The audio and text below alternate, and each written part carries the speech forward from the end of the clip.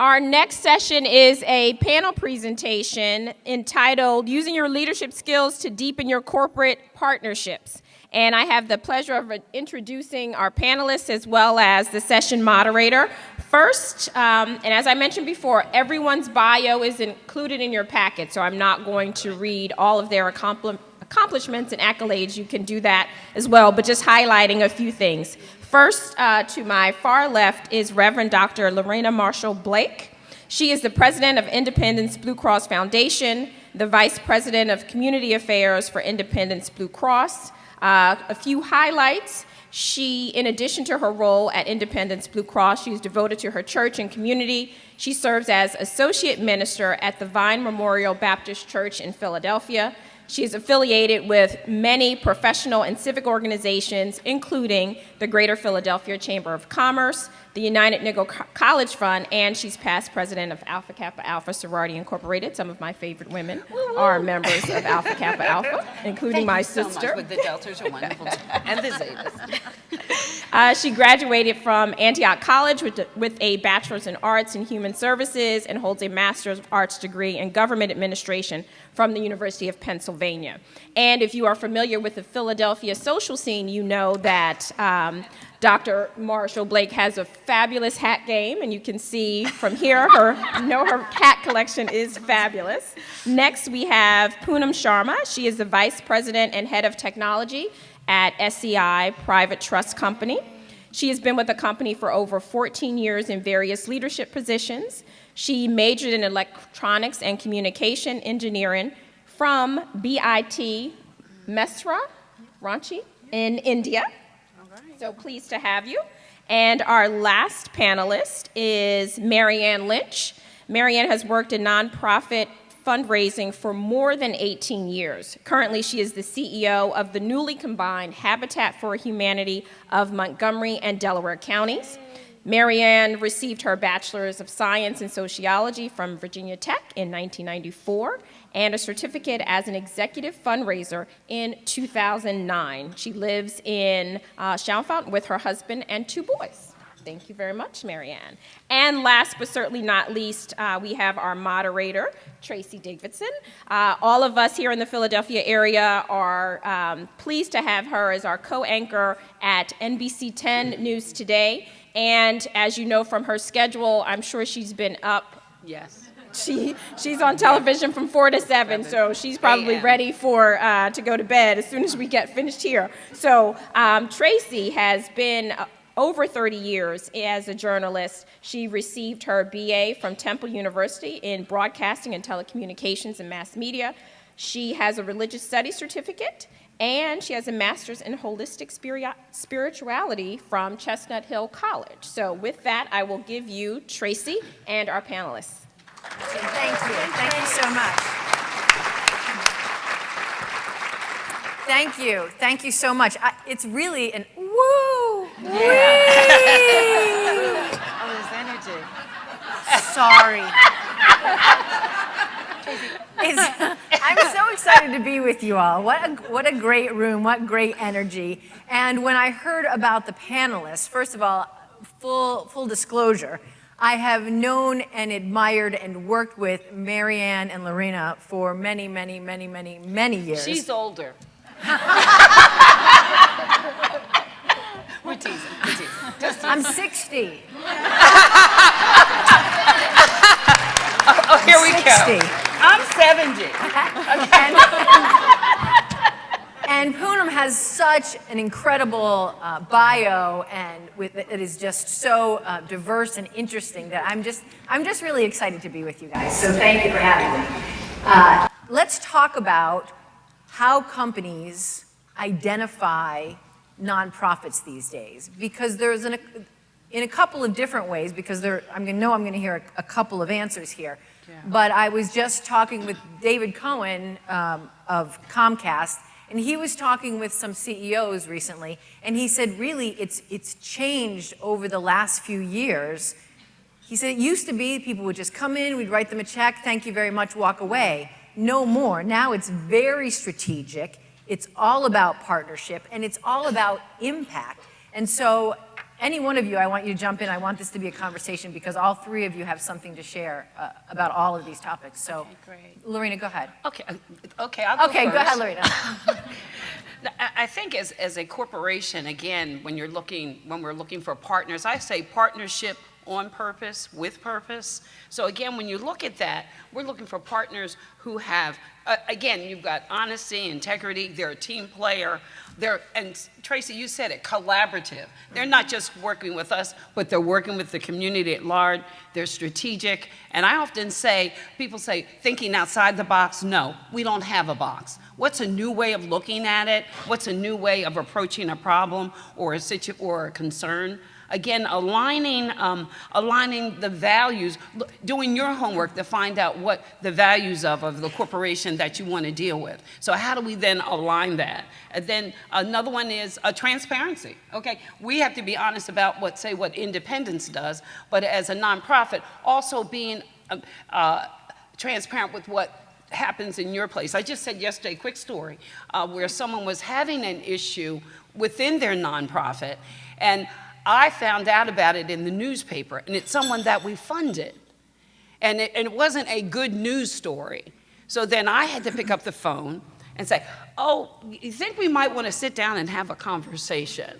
Okay, and again, I say, when you do that, let us know ahead of time, because you know when the storm's coming to inform us, and then we can sit down. So yesterday we sat down, and we did work it out. It had a happy ending. But again, not to be, taken off guard. So it's always that transparency piece of what you're doing. Okay, how's that? Yeah, you said, I shouldn't be calling you, you should be calling me. You want my money and my partnership and my collaborative ideas and my and employees it's our reputation. to continue to support you. So we're intimate. Right. So therefore, we've got to, I often say, I don't want to just date you, I want to marry. Okay, well, you know what I mean. Okay, so again, let me explain that real quick. And that it doesn't mean I don't want to just. It's easy. It's easy to write the check, but to really help you be sustainable and be there for the long haul, how do we do that? And how do we as a corporation help ensure that you're there, even when we're not there, that you'll always be there for the communities that you serve? Okay. And the bigger corporations, I think, understand that how can you make a budget for the next year and the next year if I'm just going to give one check, right? Marianne, talk about. So I think from our perspective, I think that we as nonprofits have to understand that it's a mutually beneficial relationship, and it's okay to understand that. So we have to be, and to use the word this morning, our authentic selves. We have to be honest and transparent. And when funding is provided for something and the project doesn't work the way that we anticipated, we have to have an honest conversation about why that is. That oftentimes actually leads to deeper partnerships rather than, okay, we're cutting off your funding, because, for my organization, we're in human services. People are tricky. It's not a one-size-fits-all approach. And so having that authenticity with your corporate partners and being really clear about what you need, what you would like to try, but also, hey, we also need to keep the lights on, is important from the get-go, making sure that you're being clear and that you understand that they have objectives that they have to fulfill as a corporation too, whether that be engagement with their employees, or whether maybe they're a financial services company and you do a financial literacy program, understanding that the people you're targeting can also potentially be their customers someday. So that's not a bad word. It's not a bad thing to think about it in that way, but you really have to understand that it's a mutually beneficial relationship, and you wouldn't withhold something from your partner if something bad happened. Why would you withhold it from your corporate partner? So, we go into every relationship we have. We also look at our corporations as not just check writers. We partner with some fantastic corporations, Dow being one of them. Dow provides building materials. They are able to provide us materials that we wouldn't be able to afford for our houses otherwise. But they also have a brilliant strategic leadership strategy, and we capitalize on that. I call them to ask for advice rather than asking for stuff or money. But, I have a great representative there that I have that kind of relationship with, and I can call and say, hey, what do you think about this? I'm kind of mulling this over. over.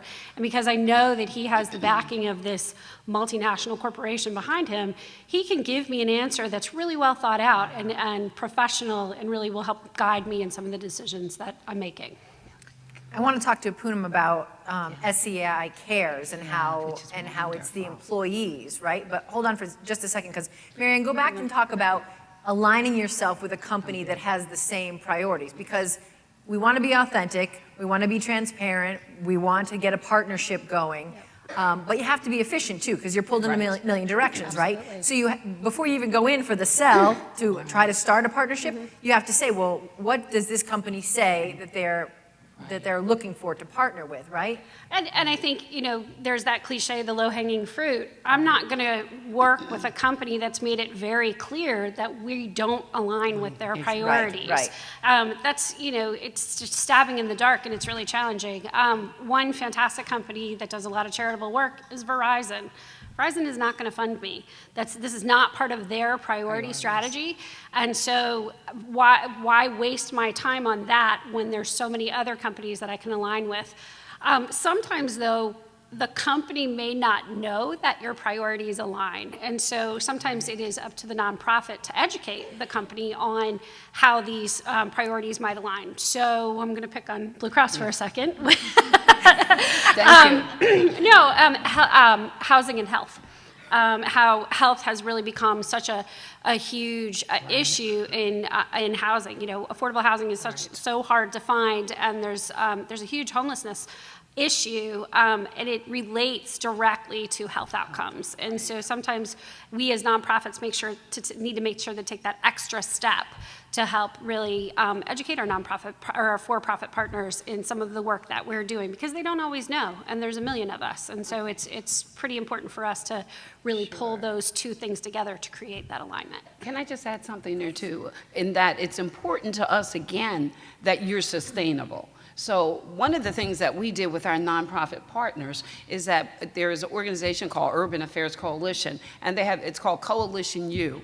We assumed that every nonprofit that was working with us on the health side wanted electronic medical records. Well, they looked at us, not really, Lorina, but what they did, they needed workshops in marketing and social media and finance and governance. So we created I'll call it almost like a nonprofit university. And actually, that's one of the reasons I have to scoot out today, because they're graduating today. So as a result of that, they're now almost like certified in all these areas, because as you succeed, we succeed.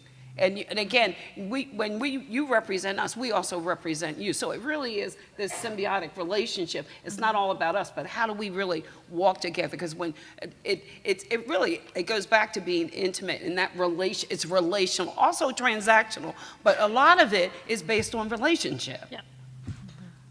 So let's talk about SEI Cares. Yeah. Punam. We're noisy, okay? Go ahead. No, that's totally fine.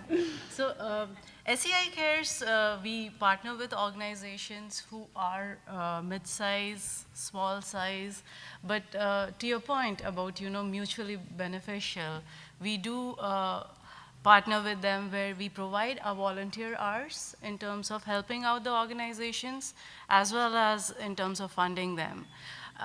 And also, where you talked about the nonprofits need to educate the for-profits, we provide them a platform where they can come and talk about their organizations.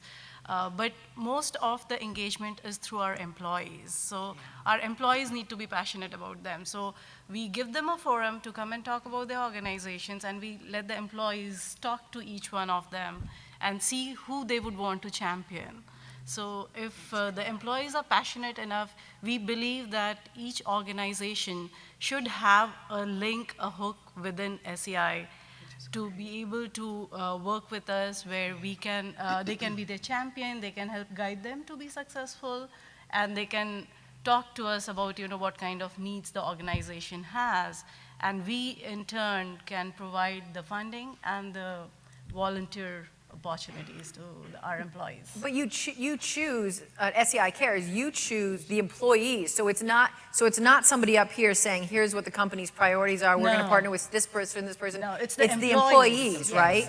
So the thing at the top is there is a direction that this is the amount of fund you'll get to give grants to the organizations of your choice.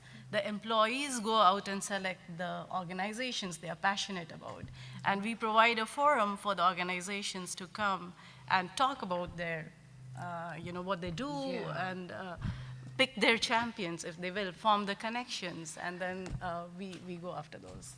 Employees are a big part, right? Yeah, let's talk about that. Because it's not just the money, it's not just a partnership, it's getting the employees. Okay. Are you ready for that question, Lorina? I'm ready for that question. No. Last year, we had 1,338 volunteers. But when it comes to hours, there were 11,380 total volunteer hours. And there were 97 organizations, 35% increase in volunteerism. So folks, goes back to your point, were engaged. Employee engagement is so important. The job's important, but most people today, again, I want to be fulfilled in a different way. And really, it's corporate social responsibility. They call it different names. But when you look at it, at the bottom line, the value of the volunteer hours that we did last year was over $300,000. So again, you can always go back to the bottom line. This is important to the bottom line. It's important, when your employees are engaged and doing not just what we want them to do, which is good, they need to do their job, but to be able to do those other things that they can do in the community. And everybody has some group that they're working with, I'm willing to bet, if you ask them. So again, that's a way, again, a happy employee not only is work-related, but also community-related. Well, and I think it's the depth of that partnership with each of the employees. So I would point out an example. We have a great partnership with Vanguard. And Vanguard for us is much more than, they're almost like an extra set of employees, because they're able to use the skills that they have at Vanguard and apply them to some of the challenges that we have as nonprofits. They have a program called the Capstone Program where they choose nonprofits every year to sort of solve one of their business problems. And what's great about it is there is an assumption that nonprofits are businesses, number one, and number two, that they have complex business problems the same way for-profit companies do, but maybe not necessarily the extra resources to solve some of these problems. And so they bring on a group of people to work with nonprofits for about 6 weeks and figure that out. But from that, we have a huge depth of Vanguard volunteers within our organization. We do about 12,000 volunteer hours per year.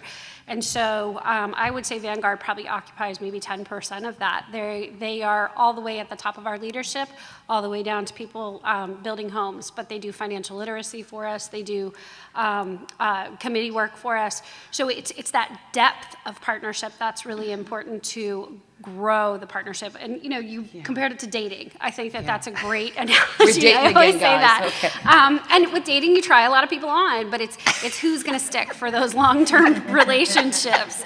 And rather than having a whole closet full of people to date, you have certain people that you date and are successful with. And I hate to choose that, but really that's what it's like. You have somebody that you go out with for a long time, and that's really what we do with our key strategic partners. Yeah, and I think again, when you look at, I'm thinking of many organizations or corporations do the United Way campaign, and many organizations are funded through that. And what we've done is that it becomes a theme. This year, it was the most valuable player. So again, we picked a ball player and some other, but long story short, the whole organization was engaged. We had ambassadors, and at the end of the day, the result was we were able to raise $1 million that the company matched, and then it went to the United Way for them to then give out to it's another way to do a big hit and spread it out. So engaging volunteers or engaging employees is part of the leadership, and then you have to bring it into the culture. It really has become, I believe, the culture today. Yeah. But you are an expert at what you do. You've been doing this a long time, and so has Independence Blue Cross, right? They know how to sort of infuse. But for smaller companies, is it helpful for a nonprofit to come and say, here's how we'd love to engage your employees. Here's how we like to see a partnership. Absolutely. Absolutely. I would say yes. And look, smart people ask questions. All they can say is no, but guess what? No doesn't always mean no. You come back again. Or again, I often say to people when you're going, look, now you didn't hear me say this, okay? Okay, you didn't hear me say this. No, look, and don't tape it, okay? I'm teasing. No, look and see who's on the board of directors. Look and see who's on their advisory board. Look at someone you know somewhere that has a connection. That can often be the entree for you. Or again, as you come to forums like this, when you're at a community event, I don't mean target the people, but see who it is that's in the room. Know who's in the room. And then, and in many cases you can ask, or I would love to give you some information about, my organization, and then go back, see what they do if you don't already know what they do. But you almost have to be tenacious, I mean, not obnoxious, okay, so that's not what I'm saying. But it's what? Never give up. And no doesn't always mean no. I've been there where people have said no. I said, okay, that's no for today. Thank you. And then I put on my, thank you so much. And then I come back again, okay? So again, I think and again, you strategize. I think you said it, Trace. You've got to plan it, what you want to do and how you're going to approach it. Yeah, talk about that, because if you head up a nonprofit, you are pulled in a gazillion directions. Right. You want to have that authentic conversation. You want to be fully present with somebody, right? You want to eventually be doing that dance together. You want to be going on the second date, right? But you have to be efficient in how you do it, how you strategize. Talk about that. Yeah, and I don't sleep very much, but I think also too, your passion has to feed into that as well. And so you create your priorities out of your passions. And for me, I love connecting people to my mission. That is just the best feeling in the world. And so I'll hear a news story, or I'll meet somebody at an event and I'll be like, ooh, let me think about that company a little bit, because I think that there's some benefit that they might get out of the nonprofit experience. I always think about it from the corporate perspective first, and then I think about how to strategize a partnership with them. It's just, in my mind, there's so many benefits that they can get out of the relationship. I know what the benefits are to me, but I may have to sell what the benefits to them are. And so in that pursuit, you meet a lot of people. You go on a lot of speed dates, and some stick and some don't. But in my mind, you have to prioritize this, because corporations aren't corporations. Right. They're people. They are. There are people who are supporting your mission. There are people in the community. There are people who live near you. There are people who can make an impact with what you do. And if you can, stop thinking of it as Bank of America and think of it as Chuck, who works at Bank of America, who comes in every Tuesday and helps at the Restore, all of a sudden you humanize them. And it's much easier to prioritize your time when you're really thinking about how people can help the people you serve. And I think that goes back to when the employee engagement, or when you're volunteering, you don't know who you're standing next to. It could be the president of the company. Okay, so again, it's being mindful. Oh, and this is what I do. There's an opportunity to do that. I often say and I go back to what you said. It's about people. In other words, I love people. Most people. Most people. No, it's about people. It's about position. What position am I going to take? How am I going to approach this particular nonprofit or corporation? Then again, it's about power. You have the power in your organization. You have to believe who you are. You've got to be the best nonprofit in the land, and believe that. And so in other words, you go in with that confidence that, hey, this is what I do, this is how I do it, and I know you just need to work with me, okay? So again, it's people, I have position, power, and the other key, it was mentioned this morning, is presence. You gotta be there, you gotta show up. And it means sometimes you have to show up some places that you don't necessarily wanna show up. It's 24/7, and you always have to be ready to be ready. You should have your information in your pocket everywhere you go. Oh, by the way, you need to talk. Okay, she's sitting next to me. Yes, That's why she's catching it. Well, no, talk about walking in and say, you need to partner with me because I'm the best nonprofit, rising above the crowd. Talk about, because I'm sure that there are plenty of employees who say, oh, I want to partner with this, I work with this charity, I work with this nonprofit. Tell me what the ones that rise above, that the company then says, hey, all right, we're helping this one, but this one is something special. This one is doing what right?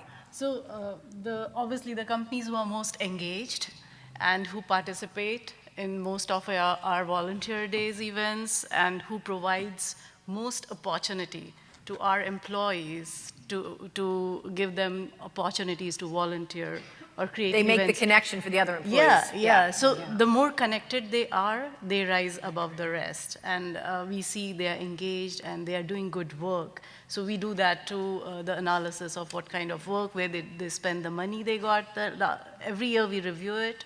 So if the last year we funded them or we granted them some money, where they spent, was it used well, those kind of things we generally check. So it's the organizations where the employees are most engaged, but it's also what the organizations are doing to keep you informed. Here's Exactly, the impact. exactly. Here's what this is helping Yes. us do. Yeah. Marianne and Lorina, talk about Now, that. again, when you do something with a particular organization or corporation, take pictures. I always say if it's not in writing, it doesn't exist. Okay, if it's not a picture, take the pictures. So, oh, by the way, did you have this? Make sure the press is around too. Social media is great. If you don't want it out there, don't put it in social media. But again, it is a great tool that can be used, that then people say, or LinkedIn or all those other things, and people say, well, I didn't know you did that. You know, again, starting to follow those people or those organizations that like-minded and do the things that you do. Social media has been a complete game changer. I mean, you're the experts And in the everything. room, but from where I sit, for people who don't have any money to do any publicity, who will never get a camera to show up at their press conference, You write it yourself. don't tell my boss, it doesn't matter anymore. No. If you're on social media and you're killing it on social media, you can get the word out about a special partnership with a company. Exactly. But that being said, you have to invest in that. I think that that's one of agree. the places that you need to spend your money as a nonprofit. You know, marketing and PR are an afterthought. They're not, because you hear from the corporations firsthand, they want that engagement. They want to see that engagement. They want to see you out in the community doing the work that you said you were doing. And a lot of times we're so busy serving the people we need to serve, it's hard for us to remember to toot our own horns a little bit and make that investment in somebody on staff who, hey, you're really good at social media, or hey, I'm going to pay you to do the social media and the press and everything. And it's a hard piece of money to carve out, but what we have found, it's a little risky, but what we have found is by carving it out, it leads to more partnerships and more exposure, which leads to more funding, which leads to more impact. So it's a tough initial investment, but I can't speak enough about how important it is to have good pictures, to have good content, to be able to share on multi-channels about what you're doing, because it's a lot of noise. You got Facebook and Snapchat and Instagram, and I can't even keep up with them all. But the point is, a lot of different audiences are keeping up with them all, and you want to make sure that you have a presence on them to really get that message out there. And one other thing that we do for our nonprofits that we work with, we have a blog. And we have a newsletter. So we get look, do you want to do it this month, depending on what's going on. So we even have opportunities for you to get front and center with not only our employee base, but with all the other people that we're working with too. So everybody's blogging these days. So again, you can tell your story and share, because everything, you create the narrative. Don't let someone define you. You create it. And I think, again, that's so important that you tell your story, because nobody can tell it better than you. I can't even tell it like you tell it. So that is so important to get that out there. I think one of the hard things about being a mid-sized nonprofit with a pretty big brand, too, has been being able to pick and choose how you tell the story with your corporate partners. And it's challenging because you want to give them all the space to be able to share that information, but not all dating relationships are equal. She's back to that again. I'll never say that again. I'm sorry. No. I say it all the time. That's why it's so funny. So that being said, they're not all equal, and so it's trying to figure out how to really showcase the partners that are really deep within your organization versus some folks who don't quite have the presence versus some folks who just want a one-off. And that's always the challenge in nonprofits, and that's always where, for me, the authenticity comes out. You have to be honest about the depth of the relationships with your nonprofit partners and how you're going to be able to work with those partners moving forward. And I think I always turn it into an opportunity, especially for the folks who maybe are just doing a build day or doing, one-time event. Say, there's an opportunity for you to get more deeply involved with us, and here it is, and put it on paper and share with them the ways that they might be able to join your cause and get behind your mission and do what you're doing. But I know that that's a huge balance issue in the room. We all struggle with it, but sometimes you do have to make choices, and some of them are tough, and that's where your mission alignment also comes into play. Yeah. And this is where, having champions for all of the nonprofits in our organization has helped a lot. We don't often go after all the publishing and marketing that they have done, but if the champions are so closely working with the nonprofits, they can meet with them often, they can talk to them about what work they have done and bring it back to the organization saying, this is how effective they have been. That's why we go after employees who are passionate about some organizations and not just, pick up organizations that we need to go after social media or marketing stuff to understand what they have been doing. It has really helped. Yeah. I agree. And again, opportunity, you just said it, opportunity drives collaboration. You'll be surprised who the partners will be. I don't know, again, one of the major issues that's out today is this whole health issue with regard to opioids. Okay, as a result of a campaign that we created, someone you know. It almost had a phrase that everybody knew. So again, we started to collaborate with Karen, who is a leader in that area. We have many nonprofits that we work with. We did a conference back in October that had almost 700 people came to the conference. The U.S. Surgeon General was there. Again, as you look at your branding, okay, what is your brand? And you were jokingly saying, I love hats. If you're looking for me, I always have on a hat. But that's part of the brand.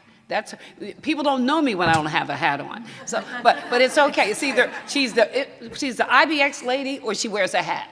It doesn't matter. But the bottom line is that that's part of the brand. So even as your nonprofit, what is your brand? When they say People's Emergency Center, what does that elude from people? Okay. Again, when you come back for volunteerism and for folks, when it goes back to the corporation, like she said, if you're passionate about it, they're on board. But again, it's what do we bring to the exactly? How do you make them passionate? Exactly. How do you get them excited about? And that comes down to leadership. It starts from the top. Am I correct? Yeah. It starts from the top. If the top's not doing it, nobody else is, or it's not important. It's not important. It doesn't mean it's not important, but when your leadership is there. And they're licking, well, you don't lick stamps anymore, they just stick on. But again, when they're folding envelopes and they're at Manna and they're there, then you're like, well, gee, I want to do that too. When they can laugh at themselves and be silly. Our group one time, our CEO was the Beals, but we're not going to talk about that. But he didn't have any hair anyway. So, but any event, they're willing to step in there and be real people. It goes back to your point. And then it's like, oh, they are approachable. They are approachable.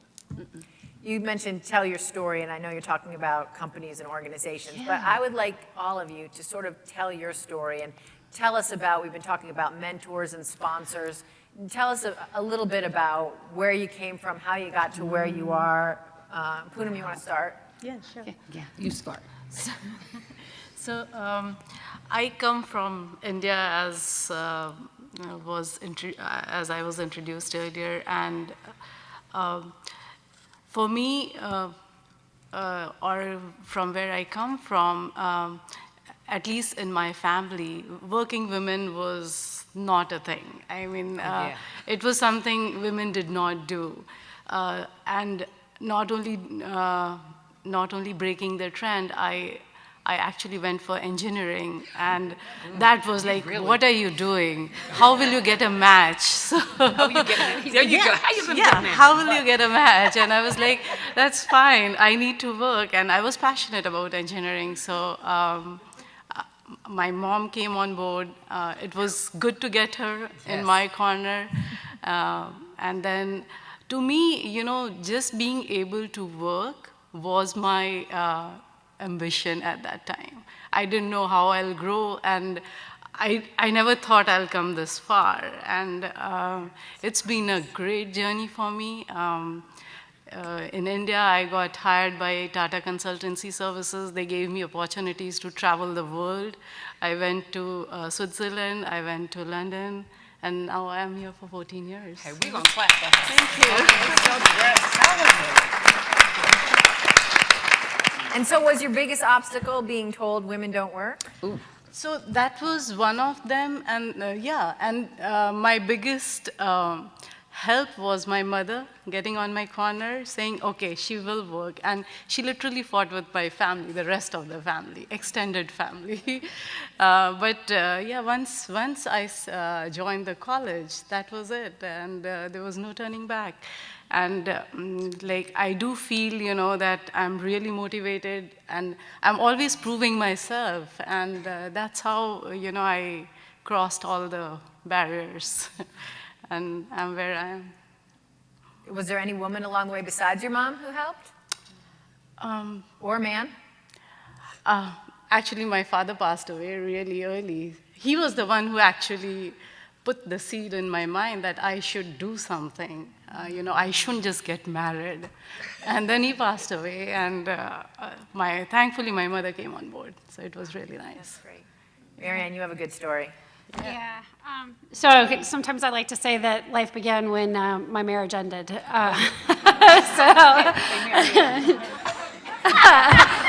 My first marriage. Yeah. This is going to get good. And we're just drinking coffee. Okay, yeah. Right? So I was married, and I was living in Vermont, and I hate to throw him under the bus now because we have a great relationship now, 20 years later, but my husband left me in a very large house with a huge rent payment and a baby, a 13-month-old baby, and I couldn't manage the rent payment. I was really struggling financially. I made $17,000 a year.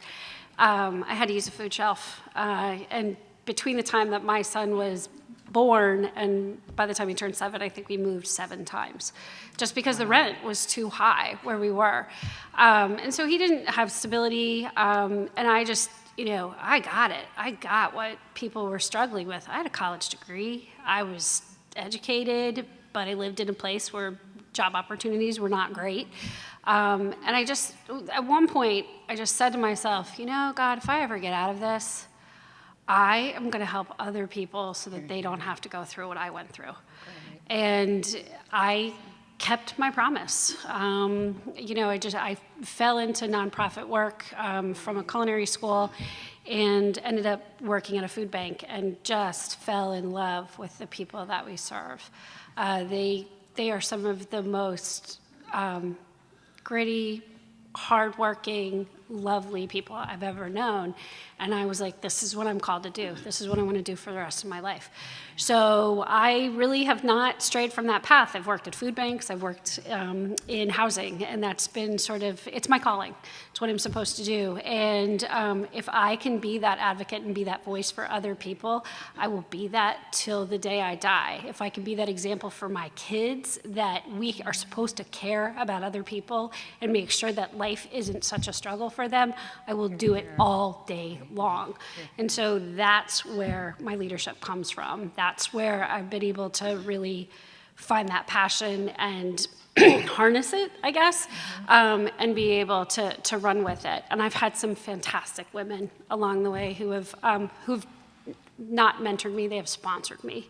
They have seen that passion, they've corrected it sometimes into the right direction, you know, because sometimes it can come out as anger. And so they've really helped guide me along the way and get me to a place where I'm able to have a voice for the people who don't have a voice. And that's been my mission in life. And you know, I still am friends with a lot of them to this day, and I just think about the women that have brought me where I am, and they're pretty amazing. You know one of them, Milani. And I just have met some really remarkable women in the West. So.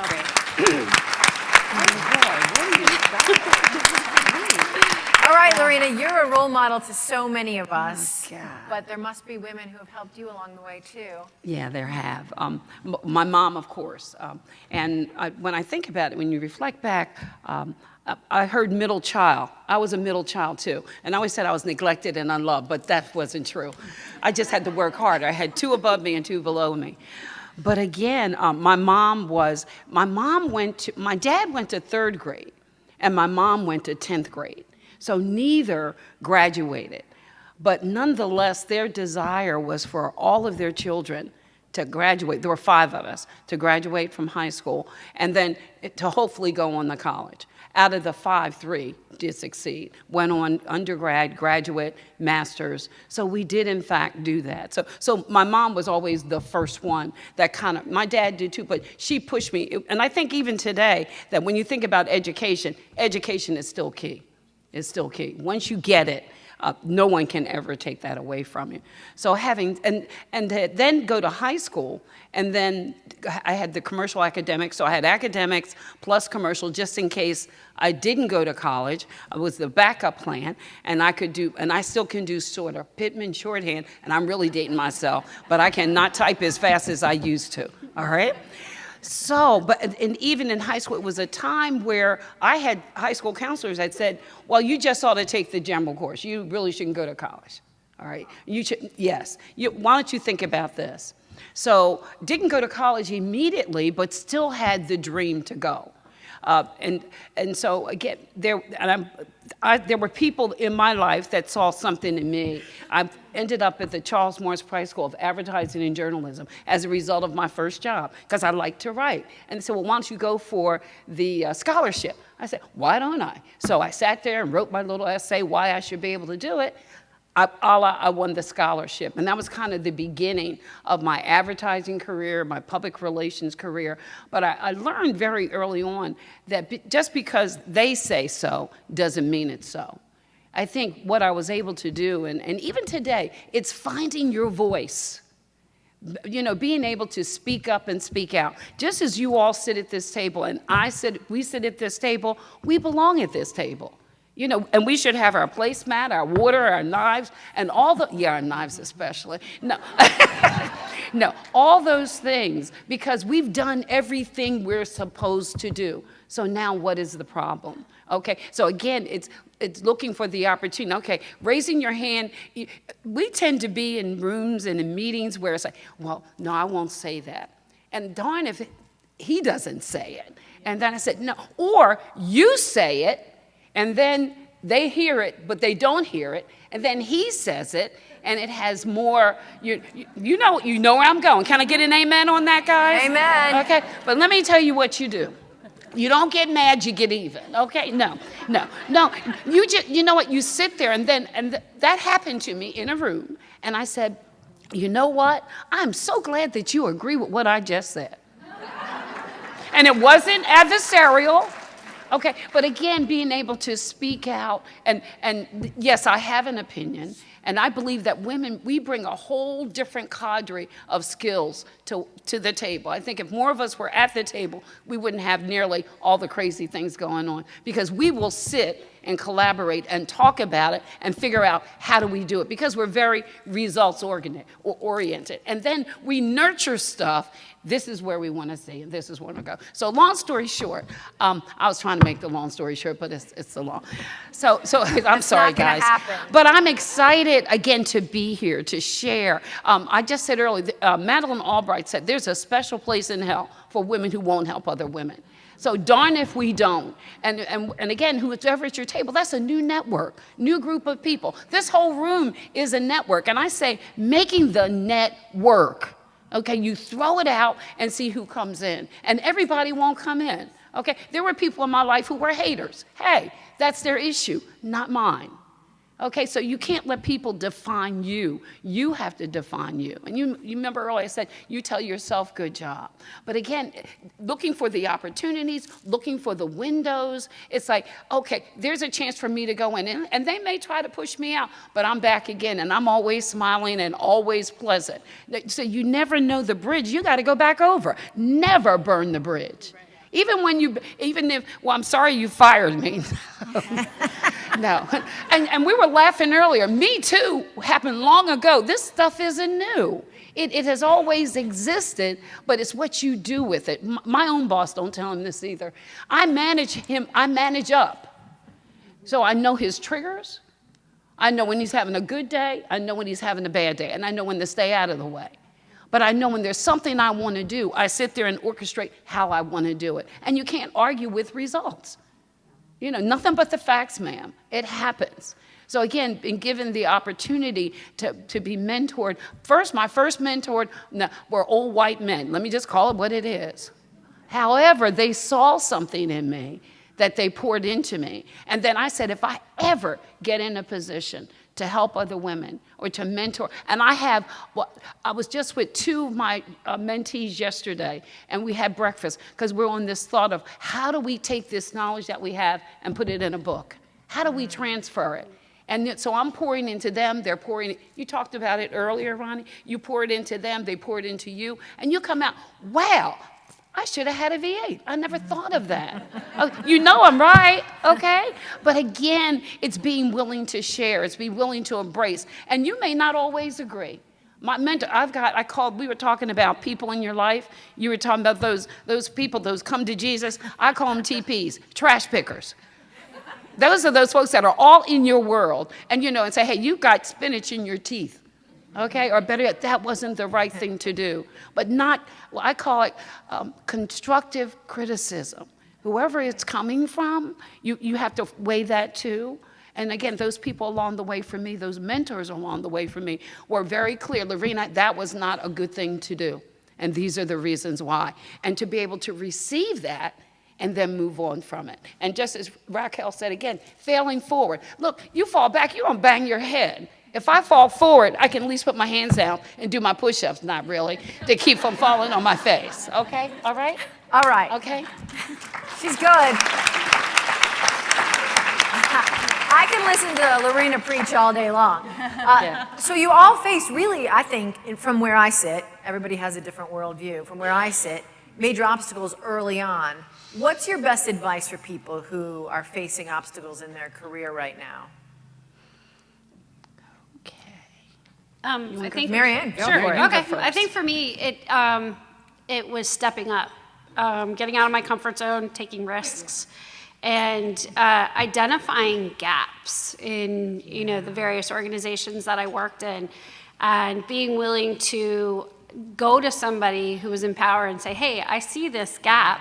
I'd really like to learn this," and that has been something that it broadened my skill base.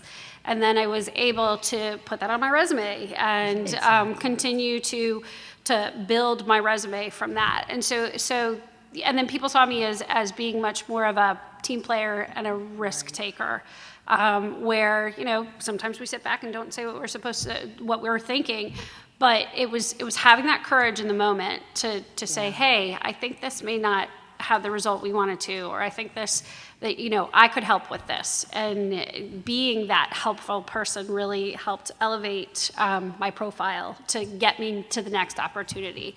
And sometimes, I didn't get to the next opportunity, and I had to leave the organization so that I could go on and continue my mission somewhere else. And that's okay too, because the gifts you took from the one organization to the next organization will help continue to grow at least my sector of nonprofits. And the risk-taking is really a practice skill, isn't it? It's hard. It's hard the first time. It gets a little bit It's easier scary. the next time. Well, and I'm a fundraiser Right. first. I'm a CEO, but I also, I'm a fundraiser. I get told no a lot. But I don't take it personally. And that's another key element is don't take it personally. They're not saying no to you. They're saying no or not right now to whatever you're working on. And that's okay. And so you develop a little bit of a thick skin, especially at the CEO level. You don't have those mentors and sponsors like you did at the lower levels. And so that you have to sort of wear that mantle a little bit more. I agree. I would say the other way around too. If you're given an opportunity, don't say no. Say yes and then work for it. Then go figure it out. Then go figure it out, work for it.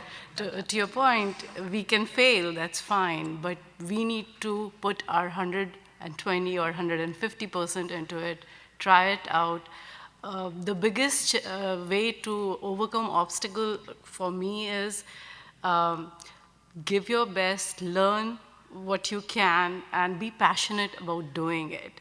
If people see you are putting your 100%, if I see in my team a person is doing their best, even though they might not be very knowledgeable, but if they're putting in their 100%, they have a chance of being successful, then I support them. And that's how I feel that if anybody is doing their best, doing whatever is required to be successful, and they always raise their hands, they don't say no, they are the ones who can overcome any kind of obstacles in life. I love to read, and always have a book with me no matter where I go. You know me. Okay? And she gives books And I all give the books. time. But I don't give 200 books. I don't know how many people in this room, no. But again, I've got one of my favorites that I brought with me this morning is one that's called What Keeps Me Standing? And it's a book by Dennis Kimbrough, who wrote Think and Grow Rich. But he wrote this book. This is a book that they're letters of encouragement from African-American grandmothers. But there's this one letter in there that often I think about, and it's a quote where she says, and her name is Minnie Jones, and she says that surviving is easy. It's the living that's difficult. And amen, church. Say Amen. I got that. Amen. And now we'll sing. Okay, no, I'm teasing. I have. But again, it's the survive. It's that day-to-day stuff that gets us. Okay, and so it's not always one big obstacle. It could be just something in that day that just sort of trips you up. Okay, and it's having the ability. Okay, let me look at this. Let me see what it is. Let me see who it is. Okay, because sometimes it's the who it is, and how do I indeed get over it? Okay, so again, I don't look at them as obstacles, and this may be Pollyannish. I look at them as opportunities. And it's all about, one of my favorite words, guys, is attitude. Attitude. And there are three things about it. First off, it's crucial to whatever you do. When we look at whether you're a nonprofit or for-profit, male, female, your attitude is so important to everything that you do. Personal, professional, all of it. Secondly, it's a choice. So you can pick how you're going to respond to it, what your response going to be. And then third, I love that, I get to, everybody laugh for a minute. I need everybody just laugh, break. Everybody laugh, just laugh. Laugh, yeah, laugh heartily. Oh God, it's early, okay. But again, if it's the right attitude, it's contagious. And so you want to be around people that are positive. You want to be around people that are doing things, that are volunteering. You want to, and when I think of Lorina Marshall Blake, my mantra or my motto is, I will always serve. That's where I'm going to be. Amen. Thank you, Pastor. You didn't have to ask for that one. But that's it, and Yeah. looking for those opportunities to do that. Okay. That is a perfect place to end. Okay. Raquel mentioned earlier, authentic, smart, and impactful, Yeah. our panel. Authentic, Yeah. smart, All right. and impactful. Good job, guys. Thank you, ladies. Okay. They're throwing us off the stage.